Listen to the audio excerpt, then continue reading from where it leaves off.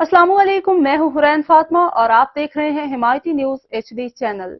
नजर डालते हैं आज की अहम खबरों पर। सांगड़ ब्यूरो चीफ वकार भट्टी सांगड़ में रमजानुल मुबारक में सरकारी लिस्ट में छोटा गोश्त और बड़े गोश्त का रेट कम देने पर सांगड़ के कसाब सड़कों पर निकल आए।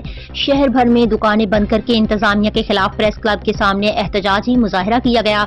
इस मौका पर कसाब ने मीडिया से गुफ्तगू करते हुए कहा कि सांगड़ में डिप्टी कमिश्नर की जानिब से सरकारी लिस्ट में बकरे का गोश्त 1450 रुपए किलो और बड़े जानवर का गोश्त का रेट 700 रुपए मुकर्रर किया गया है, जो कि हमें हरगिज मंजूर नहीं। जबकि कराची, हैदराबाद, मीरपुर खास और नवाबशाह में रेट ज्यादा है, सांगड़ में इंतहाई रेट कम है। उन्होंने मुतालबा किया है कि बकरे का गोश्त 1800 रुपए और बड़े का गोश्त 900 रुपए मुकर्रर किया जाए। अगर हमारे मुतालबात तस्लीम न किए गए तो हमारी तमाम दुकानें बंद रहेंगी। 800 रुपया पाने का गोश्त किया जाए, क्योंकि फिर जाके हमें कुछ ना कुछ जानवर मिल जाएंगे, लेकिन अभी हमें जानवर नहीं मिल रहे।